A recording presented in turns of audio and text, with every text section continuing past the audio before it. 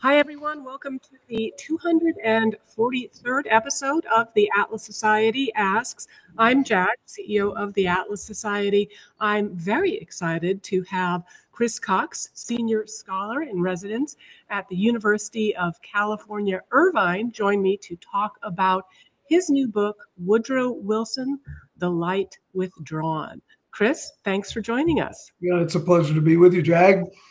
So we were chatting we're going to get to the book because it's fascinating, but we were chatting just a couple minutes before going live about Ayn Rand. And I was delighted to learn that you were kind of the go-to guy for the New York Times and others in the media when it came to articles about Ayn Rand. And you even did a review of her letters. Tell us about that experience and Yes, how you get that reputation. George Will called me and asked me to write the review that the New York Times had asked him to do for the book, and so that got me started with the Times on that. And I think subsequently the Washington Post and others, because of that book review, which covered I think about 500 pages of her personal correspondence. Because of that, they when they were writing articles about Ayn Rand, they would ask members of Congress or Supreme Court justices or whatever, what do you think? And I would be consulted on those things and show up in the press that way. And what do you take away as some of the most helpful, important, compelling messages from her novels and how that contrasted with what you found in her private letters? Well, as we were speaking about just a moment ago offline, Ayn Rand is remarkable for a number of reasons, but whatever one thinks of objectivism, and it has obviously fans, including many who were here with us today, and detractors, but I think everyone takes it seriously as something that has persisted for decades and made a big impact. And she made that big impact, and she was a woman who came to America as an immigrant and who made her way to the notice of the world here in the United States at a time when women were not expected to do such things. The 1930s, the 1940s, the 1950s, when she was really at her prime. In those years, women were surely breaking barriers left and right, and it was a time of change. But she stood out as a woman might today. And I think, because my book about Woodrow Wilson is really focused on that topic, on women coming to the fore during his presidency, that's really what stands out to me. She came to America in 1926. Woodrow Wilson died in 1924. So it really is of a piece.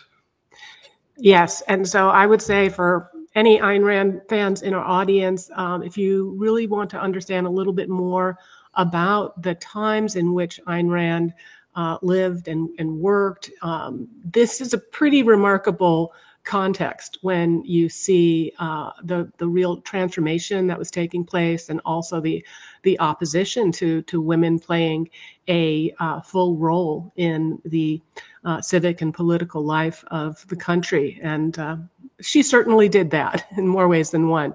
So, Chris, you've had such a remarkable career, advisor to President Ronald Reagan, Republican congressman from California when that was still a thing, and of course, chairman of the SEC. Now you've made another evolution as a historian with your extraordinary book, Woodrow Wilson, The Light Withdrawn.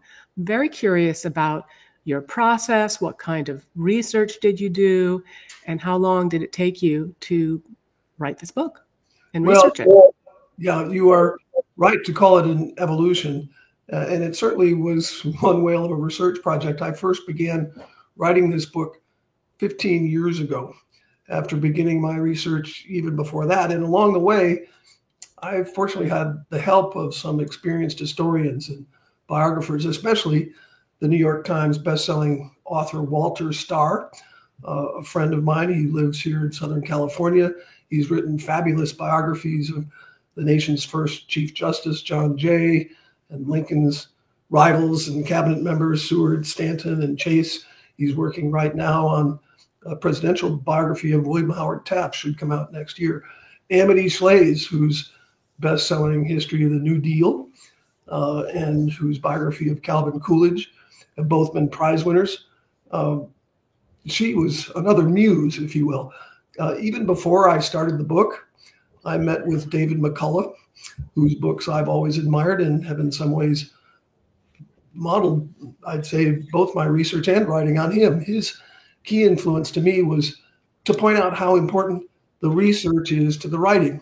If you think you want to be a writer, but you're not really turned on by the investigative challenges of research, then you probably shouldn't be attempting to write history. On the other hand, if you realize that you love the process of being an historical detective, of digging into arcane records and uncovering secrets and fascinating gems that amaze you along the way, in other words, if you catch the bug and you're downright passionate about the whole project of research in its own right, then writing history for popular audiences is something you absolutely ought to pursue. And that was really his main influence for me. And so too, Daniel Boorstin, the esteemed author of so many books on American history, who I used to have long talks with in his office at the Library of Congress before he passed away. I could go on, but I learned the ropes of best practices in historical research, mostly from today's authors, the ones who are still living, who volunteered to show me the way.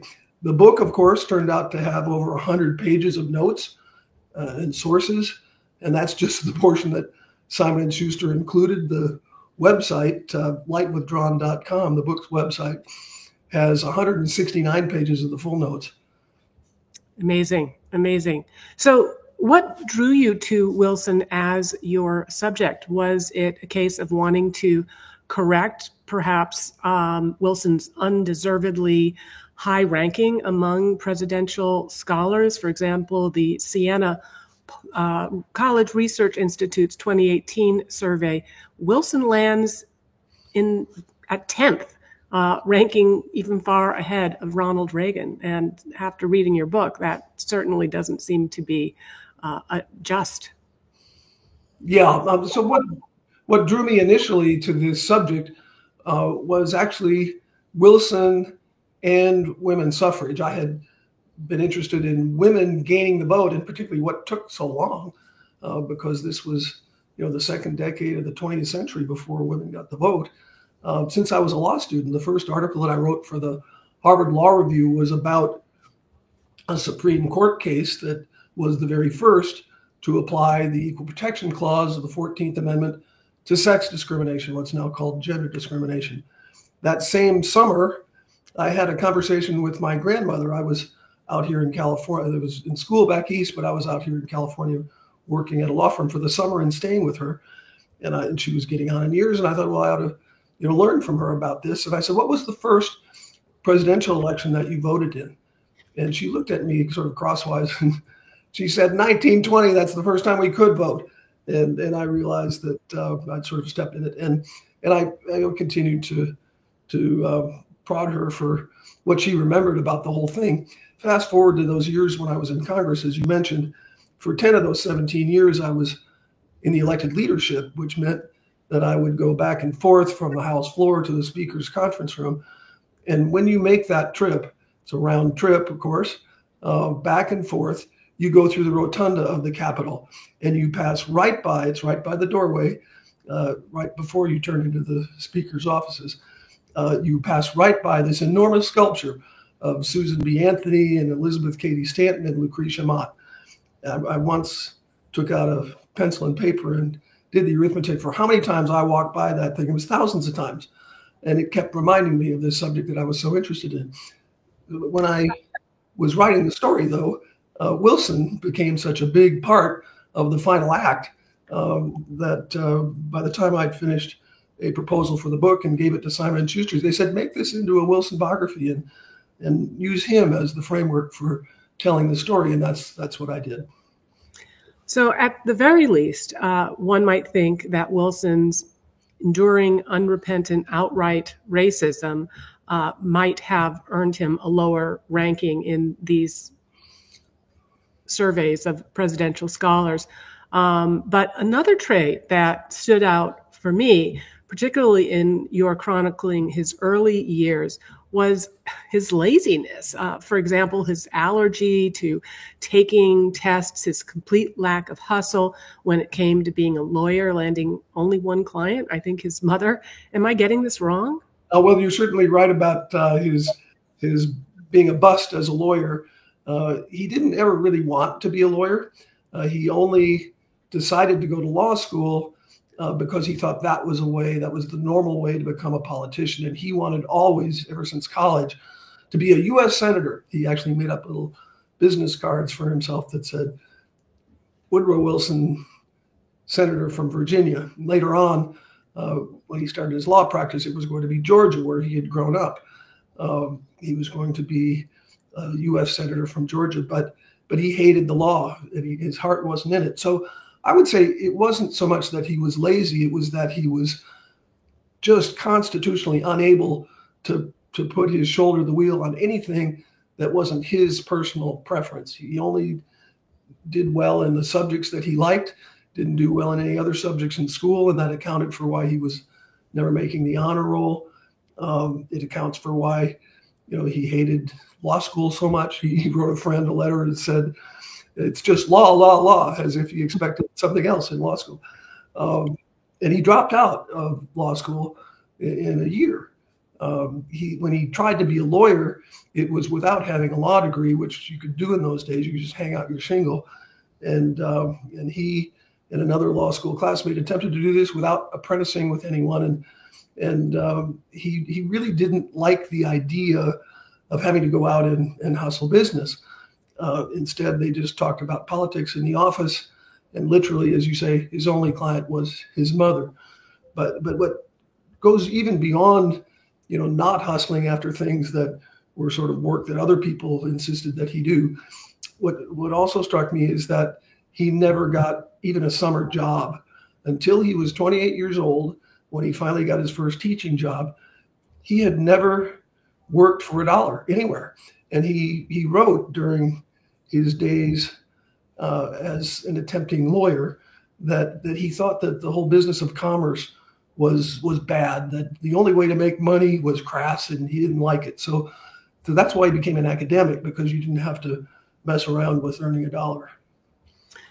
Yeah, well, even with becoming an academic, I mean, didn't he get his PhD without having to do his thesis? It just seems like there were all of these cut corners. He didn't complete, his law degree, he didn't actually have that. And then the same way that he got into academia, we talk about the imposter syndrome. I guess I was reading this all along thinking, oh my God, if I was this guy, I would have felt like such a fraud. Yeah, he never had that problem. He was always very, very self-assured, but and to such a degree that his detractors called it arrogance. But you're right. He dropped out of Johns Hopkins when he was supposed to be earning his PhD, and he wrote in private letters about why. He said that he had no appetite for doing the required readings, for taking the necessary courses. He hadn't completed those, and he was just going to drop out. He didn't want to take tests, and he was done with it. And he was good to his word, and he did drop out.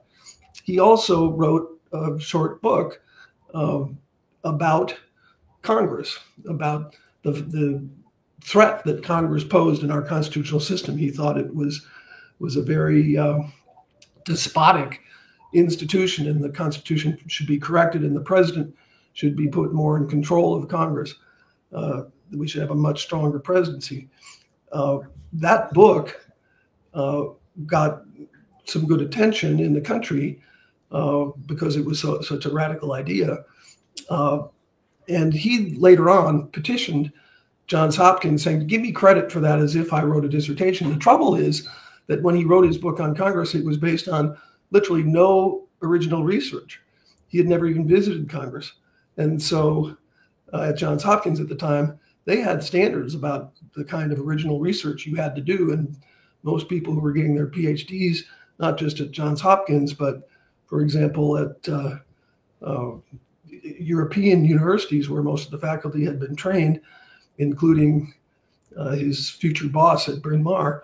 Those people had to do years and years of research and writing and be grilled, by their faculties to get their PhDs, and he got to waive all of that. So his PhD was really a gift. And later on, a friend of his from his student days at Johns Hopkins, who later became the author of the book that was made into the movie Birth of a Nation, got him an honorary law degree from Wake Forest. And he listed LLD, Doctor of Laws, along with his PhD in all the books that he wrote and all of his official resumes throughout his time at Princeton, even when he was president, even though he never did earn a law degree. So yeah, he took a lot of shortcuts, and those benefited him directly in his advancement in his career, both in academia and politics. So talk about Wilsonianism, Wilsonian idealism, how it's been interpreted either by presidential scholars or in the popular imagination.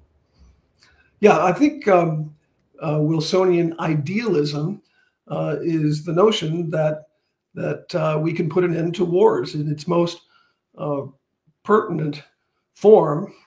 Wilson believed, he certainly expressed his belief publicly and eloquently, that if we had a League of Nations, that would be the way that we could literally prevent future wars. The League of Nations did not work out in his own time. Neither has the United Nations been able to prevent wars. So in that sense, Wilsonian idealism has been proven empirically, a bridge too far. It's not realistic. It is, in fact, idealistic. But the ideal still holds great sway, and it's a potent thought that at least by attempting to work together, the world might be a more peaceful place. And there is some evidence that that's true. So Wilsonian idealism still has a purchase on the world's imagination. Wilsonian idealism, however, in his own day, had an underbelly, and it was less attractive because Wilson, running as the peace candidate who kept us out of war, and who decided that America was too proud to fight, and that sometimes you're so right, you don't have to show it by force. These were his words at the time. He knew as a candidate in 1916, because he told his chief of staff, who was then called the White House secretary, he told an editor for a newspaper privately that we needed to be in the war, we would be in the war. He just couldn't tell the American people now. And he won that 1916 election by, in the end, winning California, whichever candidate. Hughes was his opponent, the former Supreme Court Justice, who was his Republican opponent, Charles Evans Hughes. If Hughes or Wilson had won California, it all came down to that state, they were counting ballots all week, then that man would have become president. Wilson won by 3,421 votes, won the state of California, and he did so as the peace candidate, and as a result of that, was returned to office. But within a month of his inauguration, he then asked Congress for a declaration of war. So even Wilson, the idealist, was, capable of a little more political realism or cynicism, if you will. All right. Well, I hope that answers your question from I Like Numbers. And so, yes, he was planning on declaring war after the election. A couple of others here, because we're getting a lot, and I've got a lot of questions of my own. So if I don't start asking a few of them, our audience is going to revolt. So Ann M. asks on YouTube, was Edith Wilson really making decisions for him once he became incapacitated?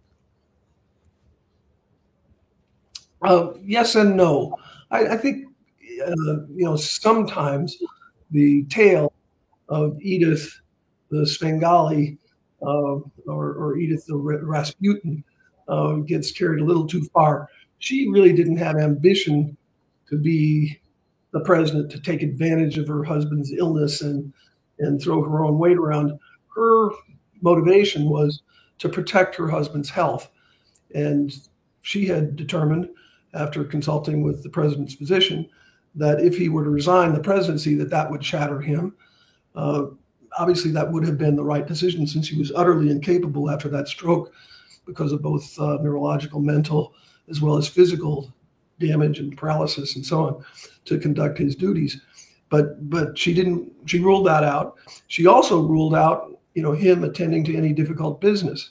So she kept business away from him, meaning that the president was not situationally aware. She then tried to refer almost everything to one cabinet department or another, so that the government, was essentially running itself. But just in that process, she had to make some decisions about what goes where. And once in a while, she'd show a piece of paper to her husband.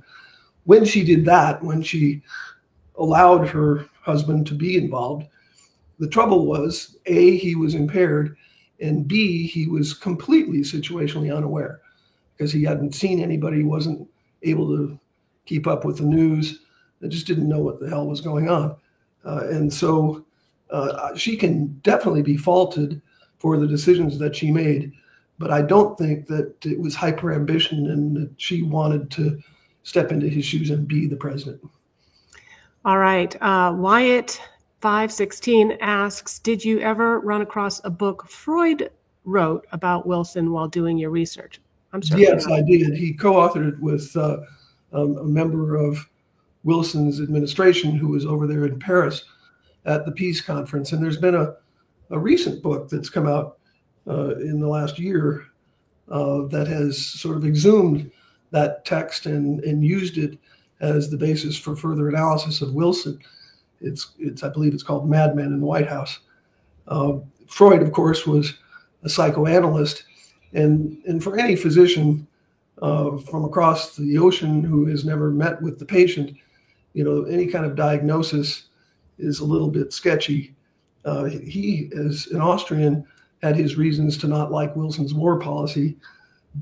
His co-author Bullitt had his own reasons to not like Wilson's policy because he had clashed with Wilson in Paris and on the shipboard on the way over.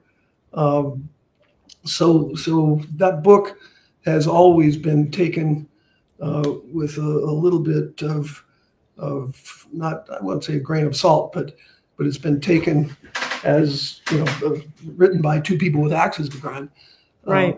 And so it's an interesting book. It sheds light on Wilson from a psychological perspective because it's written by Sigmund Freud in part. But I think the most interesting features of that book are the parts contributed by Bullitt about what he personally witnessed and saw and thought. And it tells you as much about Bullitt as it does anybody. Interesting.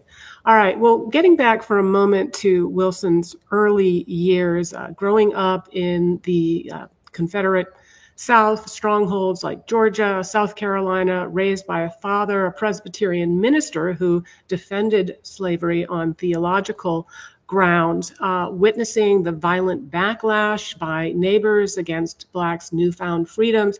How did that contribute to Wilson's later views and priorities and policies about race? Yeah, I would say that Wilson's Southern Democratic background was the most profound and enduring influence on his entire life's work, both as an academic and as a politician.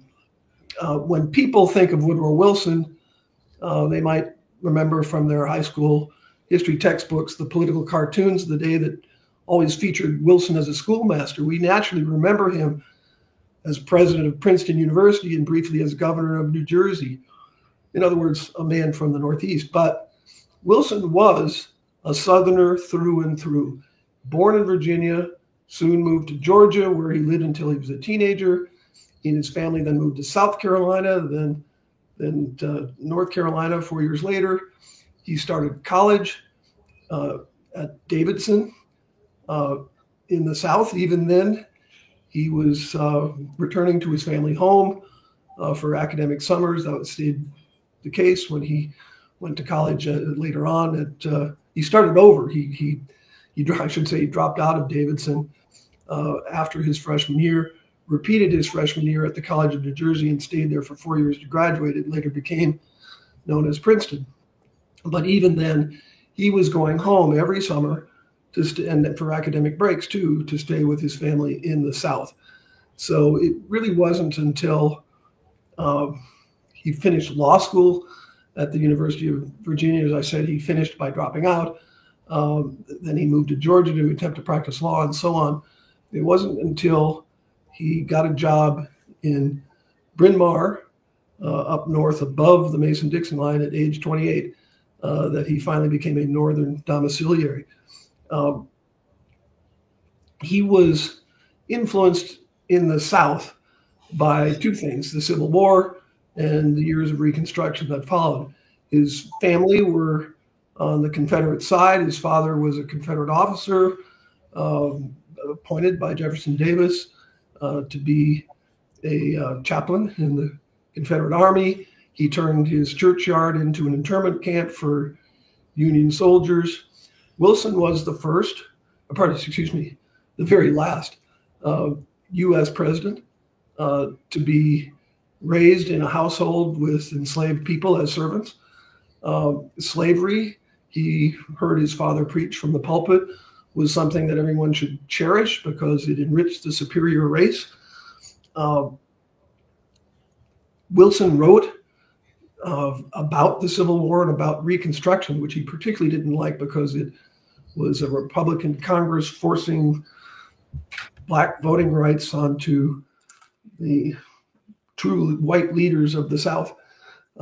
This is what Wilson wrote. He wrote, so we can imagine the influence that the Civil War and Reconstruction had on him growing up in the South, but we don't have to imagine it because he literally later wrote as an historian about this very time and place where he did grow up, reflecting his own experience. And even as an adult, in his 40s, he was writing about how unwise it was to allow Black people to vote, and about how unwise it was to have the 15th Amendment that allowed this, that forced this. And it was the ruin of the South, he believed. So all of this, I think, reflects in what Wilson did eventually when he became president, which was right off the bat to segregate the whole federal workforce. Amazing. So talk a little bit about the synthesis between progressivism and white supremacy. One might think that they were odd bedfellows, but as you write, this was not a pairing that was confined to the South. Yes, and so a good example of this is Wilson's cabinet. Wilson's cabinet included a lot of Southern white supremacists. And by the way, these days you call somebody a white supremacist, that is opprobrium, it's an insult, rightfully so. But in those days, at least in Wilson's cabinet, there were men who were very proud to call themselves white supremacists. They wrote about it. A lot of them were newspapermen, editors, owned newspapers, and so on. And they had big white supremacist campaigns. That was the case with Josephus Daniels, who in North Carolina was responsible for big race riots, very scandalous events in Wilmington that led to the deaths of many, many Black residents, chased them out of town, killed many of them, and so on. But that's what was going on in Wilson's cabinet. William Jennings Bryan was no Southerner. He's in Wilson's cabinet. He becomes Secretary of State. And William Jennings Bryan, even after the Wilson administration, was still talking about white supremacy. He was defending the Ku Klux Klan at the Democratic National Convention. When he died, there were cross burnings for him across the country. And at one of them, the flaming cross was devoted to William Jennings Bryan, the greatest Klansman of all. There's no evidence that Bryan actually joined the Klan, but he certainly went after Klan votes, and Klan people all supported him. So these are, the great progressives of the era. Carter Glass, another one from Virginia, leader of the progressive movement, as was Daniels, as was Bryan. And these progressives seem to have, these particular men seem to have no qualms about being to put a fine point on it, racists as part of their progressivism. This is also a time when you've got eugenics going on. You get a lot of otherwise smart people buying into that pseudoscience.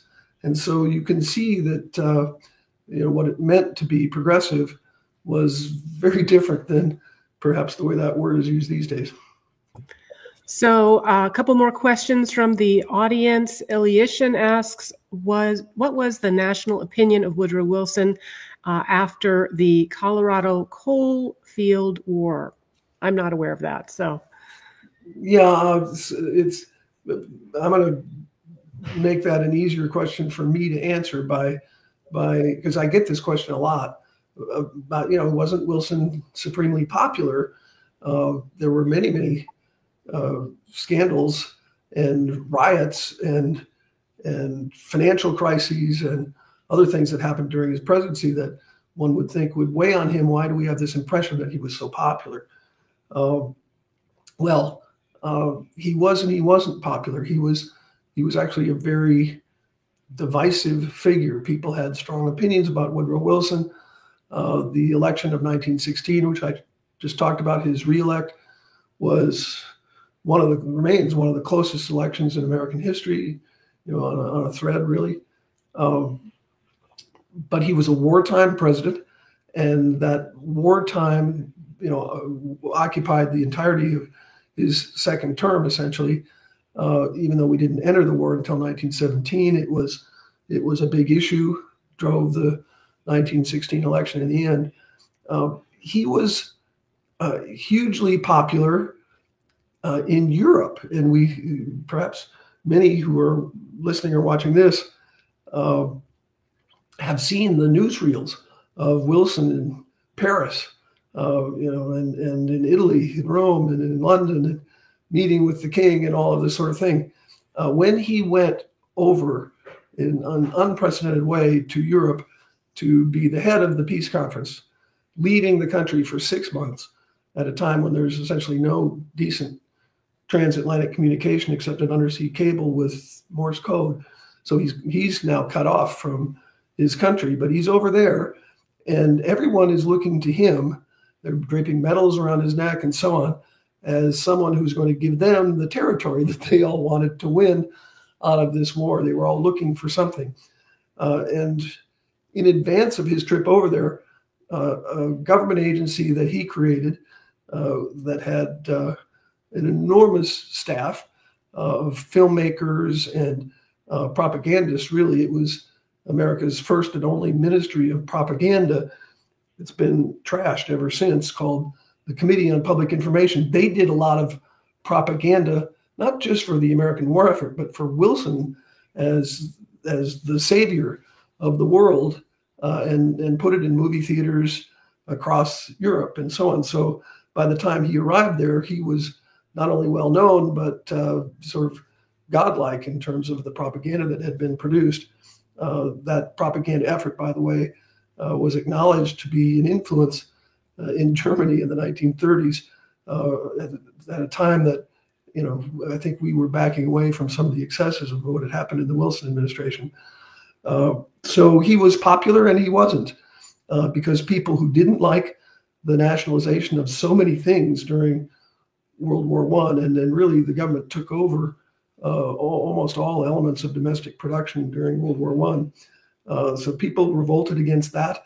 That produced the Harding campaign and the return to normalcy. That was all about getting us off of a wartime footing and away from the 77% income tax rates and so on. That election, the 1920 election, which Wilson wanted to be a referendum on his performance, and in particular on the League of Nations, turned into the greatest popular vote landslide in history since the very beginning of the Republic.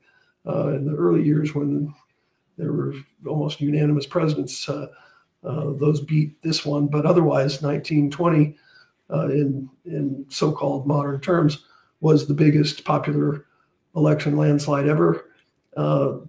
Wilson was effectively at the bottom of that landslide, to the extent that he wanted to claim credit for his achievements as the Democratic ticket of Cox and Roosevelt. That's Franklin D. Roosevelt, went down in flames. So, yeah, I don't know if that's, I don't know how you look at the same guy being lauded over there in Europe and buried in a landslide in 1920 in the U.S., but all of those are the same man.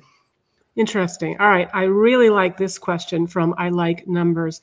And that is, how did Wilson react to the 1917 Bolshevik Revolution in Russia? Well, he reacted almost the same way that he had reacted in Mexico, which is with a very inconsistent policy. We're going to send troops, we're not going to send troops. Very hard to follow, what he thought he was doing. He wanted to do something, but he only was willing to do it in a limited way. But he did eventually send troops to help the White Army, and that is not white in racial terms, but in Russian political terms. And it was essentially ineffective. So ultimately, the U.S. withdrew. All right. One striking passage in your biography recounts a speech that Wilson made in which he dismissed the first two sentences of the Declaration of Independence, including, quote, that all men are created equal, endowed with certain unalienable rights, that among these are life, liberty, and the pursuit of happiness. This seems astonishing to me, since philosophically the rest of the Declaration flows from this premise. What does it tell you about Wilson's commitment to white supremacy? Well, it tells you that Wilson, as a Southern Democrat, which always, to the bitter end, he was in his heart of hearts, was repeating a line that Southern Democrats had been using for decades, going all the way back to before the Civil War, to defend slavery. They had a problem, of course, with, speaking of idealism, we have Jeffersonian idealism as well as Wilsonian idealism. And the Jeffersonian idealism, coming from a man who was himself holding people in bondage, it has been something that Frederick Douglass and everyone has hung their hat on subsequently, who has been looking to, the ideal as opposed to the actual practice of those days. And the founders themselves, of course, in their private correspondence, recognized that their practice of the time was at odds with the ideals that they expressed. So the better reading of the Declaration of Independence is to read what it says. But Wilson was worried that people would do that. And so he warned them in a speech to the Jefferson Club in Los Angeles, a Democratic club, that they should skip the preamble to the Declaration, that it was the least part of it. Pay no attention to those opening words, literally is what he was saying. And that was an argument, as I say, been kicking around for a long time. At the same time that argument was being made by his Democratic predecessors, there were even Democrats who were arguing against it. And in Congress, in Wilson's day, while he was thinking about running for president, and then after he was president, Democrats in Congress were saying that people who made that argument were despots and cruel and so on, and always people who had been trying to make sure that women did not have their rights, would make such arguments. So it became an issue in the fight for women's votes as well. So we've talked, this is a good segue, we've talked about his racism, but another enduring and deeply visceral antipathy is found in his patriarchal views on the role of women in society, which manifest most vividly during his time as a professor at Bryn Mawr, a women's college. One can see how from his first moment on campus, how desperately he wanted to escape what he viewed as the unnatural task of teaching female students academically. What can you tell us about his time there? Well, he hated it. I mean, it was the only job that he could get because he hadn't completed his PhD. He would have loved to have worked at a men's college. And as soon as he, 3 years later, found his way out of Bryn Mawr, that's exactly what he did. And he wrote to a friend, finally teaching men, because women, he wrote, had no business involving themselves in politics or even learning about history and government and so on. They were messing in the affairs of men. He said that when he lectured to women on government and politics, he was certain that his words were entering their ears and passing through a vacuum. In fact, he said that teaching women about these subjects was about as appropriate as lecturing to stonemasons on the evolution of fashion. He was, of course, very unhappy to have to report to a woman. The dean of Bryn Mawr, Carrie Thomas, was a suffragist, and she believed that women should compete with men in all aspects of life, that they should participate in all aspects of life. And he was appalled because women's place was in the home. That's, of course, really a canard these days, but that was something that people like Woodrow Wilson said at the time. It wasn't quite as hackneyed. They meant it quite seriously. Women have a different role than men, and it is to supplement man's life, as Wilson told his fiancée before they were married. His fiancée, by the way, agreed with him. The women that he chose as his two wives, by the way, were both anti-suffragists. They did not want women to vote, as he did not. They were both Southern. They both shared his views on race as well. So I chose the word visceral in describing Wilson's patriarchal attitudes, because how else to explain his abetment of the treatment of the Sentinels, the silent protesters advocating for women's suffrage, whether the failure to prosecute the violent mobs who attacked them, or the fraudulent persecution and prosecution of these women, and of course the horrific conditions of their imprisonment. So perhaps you can unpack this aspect of his presidency. Was any of it a political calculation, pandering to his Southern Democrat base, or was he actually standing on principle despite the political consequences of a deep-seated opposition to women voting? No, I would not say that he was pandering. When John McCain ran for president, he spent part of his campaign, talking about the importance of flying the Confederate flag over the Capitol in southern states and so on. After the campaign, he confessed he was pandering, and he was ashamed of it. There's a difference between that and what Woodrow Wilson did, because Woodrow Wilson, had a long record of scholarship writing about these very subjects. He believed these things. So he wasn't pandering at all. When it came to the treatment of women who disagreed with him, who disagreed with his policy of consistently opposing the Susan B. Anthony Amendment, which would have given women across the country the right to vote, he began by trying to ignore it, but they continued, these silent sentinels, to stand out in front of the White House silently, holding up signs that had his own words written on them about democracy.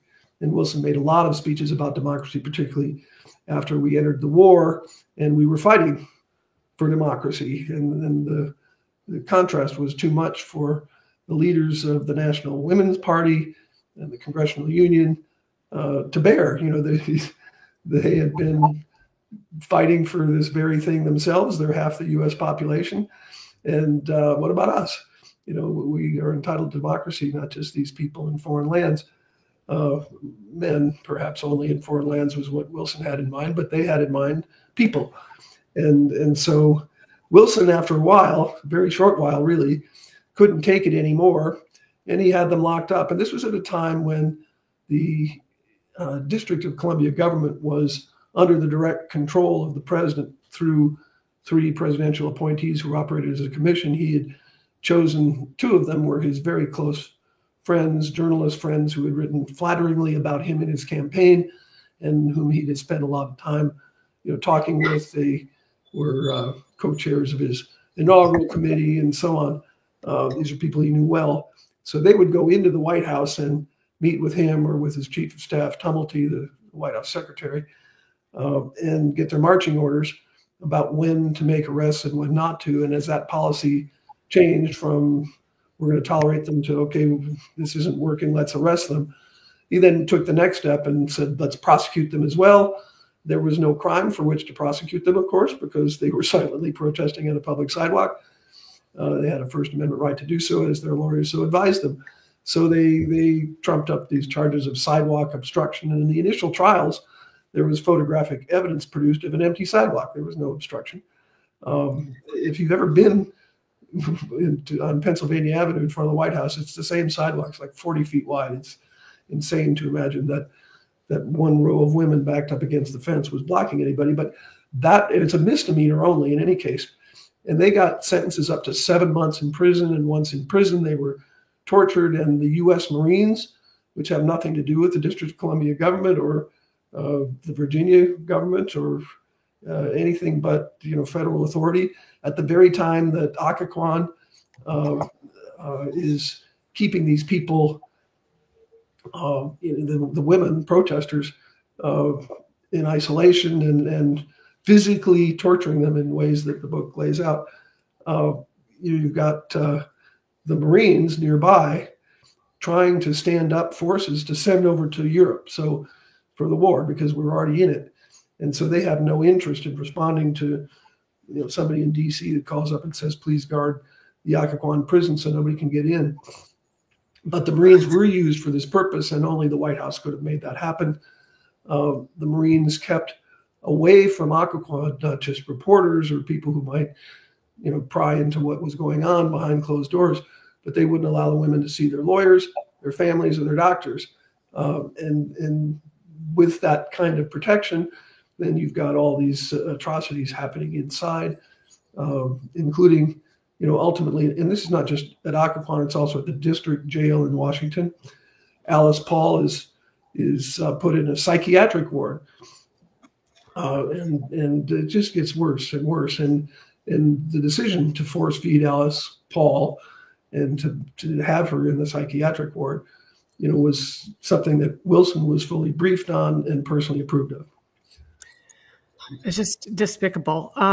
So just digging on this theme a little bit in terms of his personal relationships with women, the courtship of his two wives, and the intense romantic connection he had with Mary Peck while married to his first wife, Ellen. Was this floridly romantic bent a departure from his marginalization of women academically and politically, or in some ways was it actually more of the flip side of the same coin? Yeah, I think the latter. The fact that Wilson had ideas about men's and women's proper roles in society is something that for him at least was totally separate from whether he enjoyed the company of women or enjoyed romantic relationships with women, because in both cases he surely did. He was very happy to be around intelligent women. He didn't mind women being intelligent at all. He just didn't like intelligent women that he called blue stockings, who were all huffy about we need the right to vote and we need to be presidents of colleges and we need to be doctors and lawyers and all that sort of thing. That was not something that he liked at all. And he told his second wife, when they were engaged, that one of the reasons that he admired her is that he couldn't stand a woman politician and he couldn't ever be married to a blue stocking. But Edith, as I mentioned, a Southerner with a Southern accent and very attractive woman, and agreeing with him on all things about women's roles, she was great and he loved her. So in your epilogue, you describe how in the 3 decades after Wilson's death, several glowing biographies came out, culminating in a 1944 Hollywood movie with a budget of nearly $1 billion in today's currency, and how all of this cemented Wilson's position as a progressive hero. How much of this was less about lionizing Wilson and more about elevating the progressive project more generally? Yeah, well, I think it's very difficult to disentangle those two things. They're surely related to the extent that people who were Wilson's biographers liked his politics, and almost every one of them did. That surely influenced things. By the way, most people who spend a dozen years or however long it takes to produce a serious presidential biography, don't write about people they don't like. I mean, Richard Nixon's an obvious exception. He drew a lot of press from people who didn't like him, but it's just very hard to spend your years writing about somebody you don't like or admire. And even I, who spent 14 years with Woodrow Wilson, have to say that there are many things about the man that I admire. But my book is focused on the parameters of sex and race, and on those two parameters, he obviously did not acquit himself well. So it doesn't come across as very good. But I would recommend for people who haven't read anything at all about Woodrow Wilson that it's fine to read my book, but read it as a complement to at least one other, full biography of Wilson, and see what people who are making the case for Woodrow Wilson have to say about him, because the case for Woodrow Wilson has to ignore all the things that are in my book, and that's why there was space for Woodrow Wilson, The Light Withdrawn. I would say that Wilson's place, in the rankings, is surely being affected by what's coming to light. Even all the extensive research that I did is not, in the main, totally new ground. It's been plowed by academics. It just hasn't made it into the popular biographies. And academics these days, even post-publication of my book, continue to look at Wilson's record in all its respects: foreign policy, national security, domestic policy, and so on, through the lens now of his better-known views on race and sex and gender. Those things, academics are deciding, influenced his decisions to invade Mexico or invade Haiti or what have you, and not to engage, in other conflicts that involved countries run by white males who he thought belonged there. His antipathy to colonialism was, sort of variable in that sense. But that scholarship is ongoing. But there's no question that ultimately Wilson's place in the rankings will have to be determined by taking into account more than his record on women's voting rights and his record on race. It's just that I think, in proper perspective, those things will loom much larger than they have in the past. So having spent those 14 years with Woodrow Wilson, if hypothetically you were able to sit down and have dinner with him, what might that conversation be like? Well, when you are reading every letter that somebody's ever written in their lives, and reading their diaries, and reading all their academic publications and their speeches and so on, my God, the opportunity to sit down with the real living man and hear from him from the horse's mouth, that would be just fantastic. I would love it. And I'm sure that based on whatever he might bring up by way of conversation, I would have 100 questions for him. It'd be the most fascinating night of the week for me, for sure. I suppose what I would want to do, though, in serious, in a serious way to answer your question, would be to say, look, I live in the third decade of the 21st century, and here's what's happened since you were around. What does that make you think about the trajectory that you had placed America on? And since we don't think of things the way you did, which side do you think you'd fall on now? Would you just pick the same jersey that you wore then? Or would you pick something else? And I just love to hear what the 21st century version of Woodrow Wilson would sound like. I love that. So given the prodigious amount of research and work that went into this biography, would you say that you are more or less inclined to take on another such project? And if so, any other historical figures that you feel need to have another evaluation. And then, of course, with your remarkable career, as we discussed at the beginning, all of the places that you've been in the Reagan White House, in Congress, all of the evolutions that has happened here in California, any chance of a Chris Cox autobiography one day? Yeah, well, let's start with, what you feel like when your book finally becomes a book and it's not your research project anymore. It now belongs to the world. There's a great sense of relief, a little bit of pride, of course, of authorship, but it's a big change because you've spent all your working days on this project and it's now off into the world on its own. I think for me, I need at least some period of separation from that because so many things have been put to one side in order for that book to get written. I really enjoy writing. As I mentioned earlier, I really enjoy the research. I'm pretty sure I don't have another 14-year book project that I should embark on. I'm 72. That's probably not a wise way to choose my writing projects. But I absolutely will enjoy, continuing to expand on my career as a writer.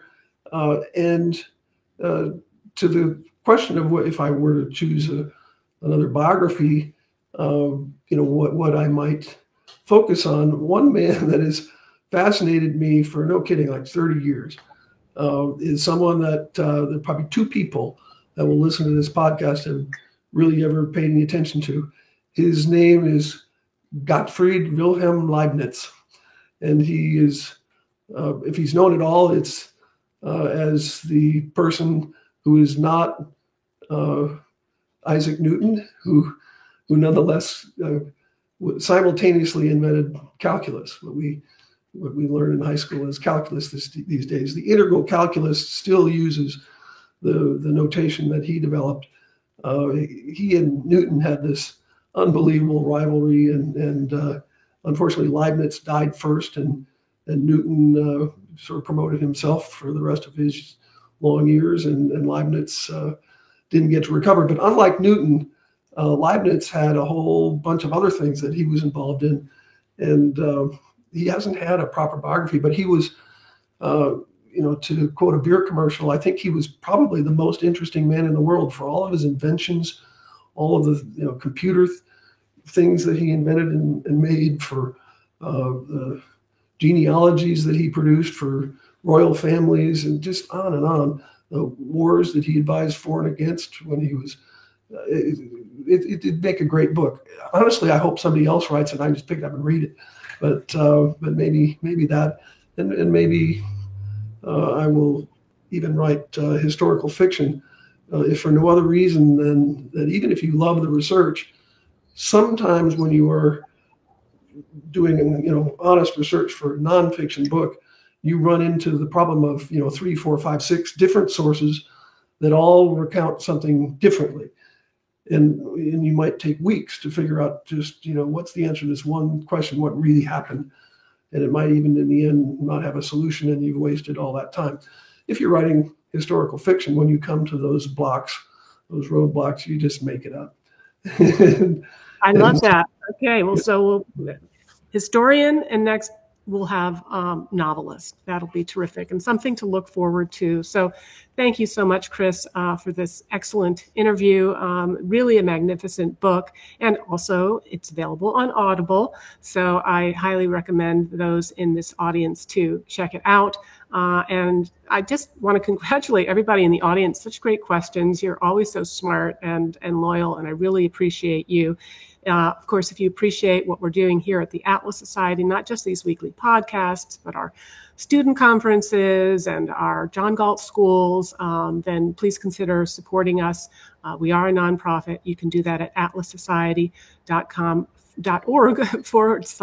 donate. So thank you very much again for joining us. And I hope that you guys will tune in next week. I'm going to be interviewing Jeffrey Kane. He's an investigative journalist. He's going to be discussing his book, The Perfect Police State, an undercover odyssey into China's terrifying surveillance dystopia of the future. So we'll see you then. Thank you.